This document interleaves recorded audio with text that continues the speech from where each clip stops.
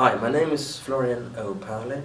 We're here at the War Memorial Opera House in San Francisco, and I'm the guitar player for Ian Anderson, who's going to be playing tonight Thick as a Brick 1 and 2. Talk a little bit about the show, what we're going to be seeing.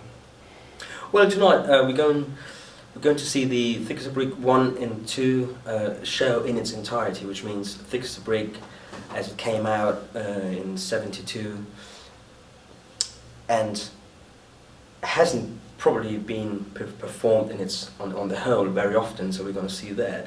Plus we're going to see Thick as a Brick 2 in the second half of the show, which has been released, what was it, 2012, yeah?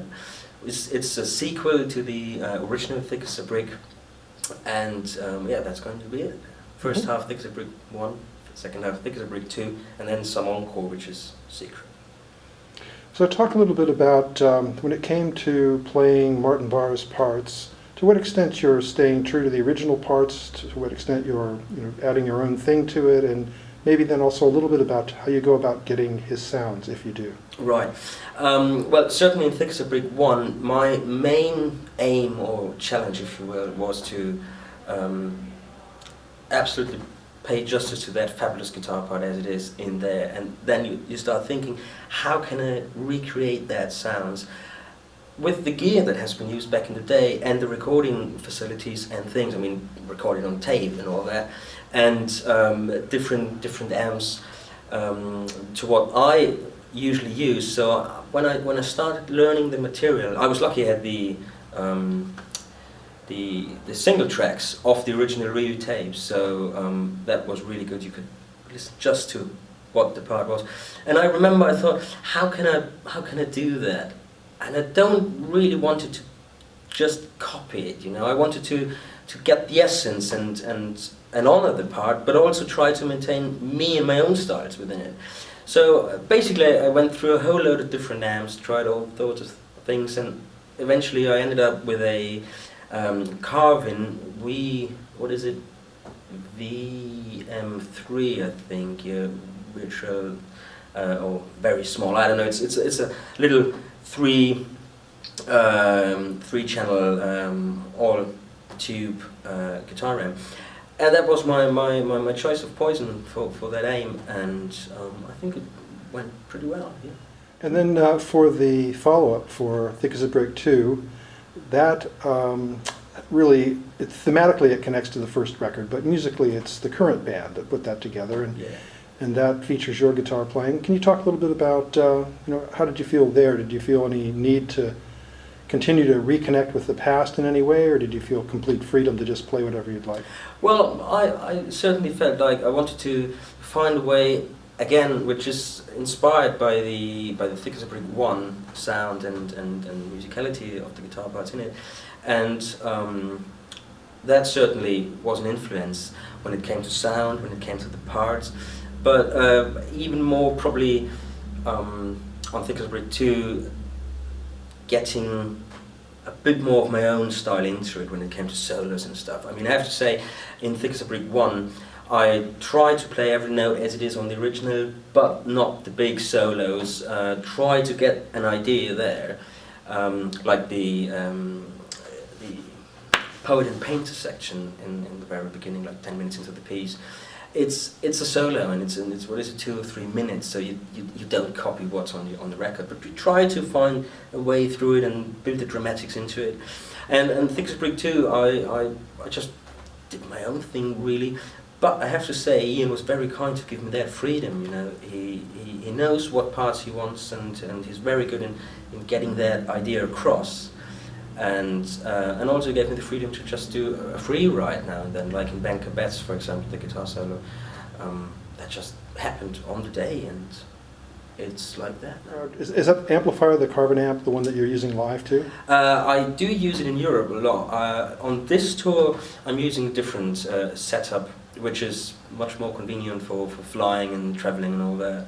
Because, as you probably know, when we do go around various territories around the world, it's not always easy to get the amp you want, and Rocket Cargo is fantastic. I use it very often, but sometimes logistically it's just not possible. So I have to say I'm using a Line 6 Pod XT these days, played into a Fender Twin, and that works absolutely brilliant.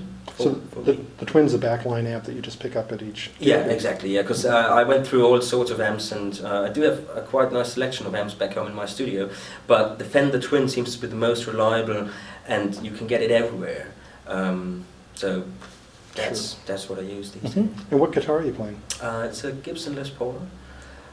Was made in '94, I guess. I had it since '96, and it's been out every day. I love it to pieces. It's a very precious piece of musical instrument, and I'm happy I can bring it on the plane with me and don't have to check it in all the time.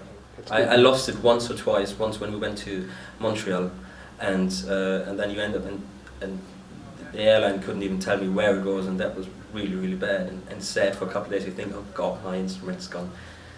And then are you using any pedals that are key to getting the sounds easier? Not in this rig. When we recorded it, I had a couple of pedals. I used a Wampler analog delay, a Boss graphics EQ, which I do use very often in various amp setups. I've got Soldanos back home, Mesa Boogies, Voxes, Fender Twins, Marshalls, and sometimes I could just like to have the graphics EQ between the preamp and the post amp, which gives me extra flexibility to adjust to different speaker cabinets, because sometimes you go somewhere, you pick up a 4x12 and it sounds dramatically different to the one you had the night before. Sure.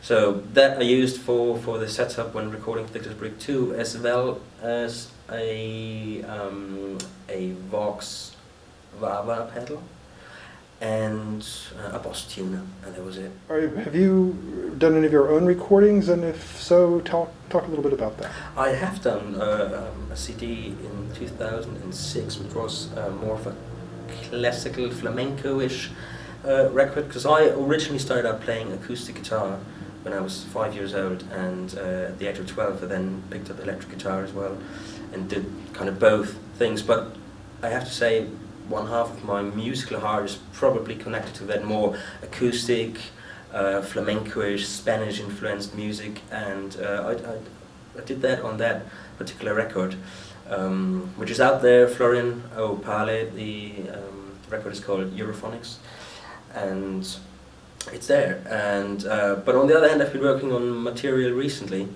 Unfortunately, there was no time doing anything but sketches, because we literally have been touring since 2012, pretty much flat out all the time. We did about 100 shows, 110 shows last year, so it's a lot of touring. Anything you'd like to add? Anything I'd like to add? Well, I'd like to add that it's been very nice when it first came out and did Thick as a Brick 1. Obviously, you think, how are the people going to react? What you asked earlier, is it? Shall I copy the part? Shall I try to do my thing? And I have to say, so far, and last year and this year, the reactions have been absolutely brilliant. So I do thank the people out there for being open and just being nice and hopefully having a great time. So I mean, it feels great on stage, and it does make a difference. To me, it's always about, it's a happening. It's not someone on stage, hooray, yeah, great, fantastic. It's always a mutual thing. You play to the people, and people give something back to you, and that's been really nice over the last year and this year so far. So thank you very much for that. Great. All right, it's been a pleasure. Thanks. Thank you very much.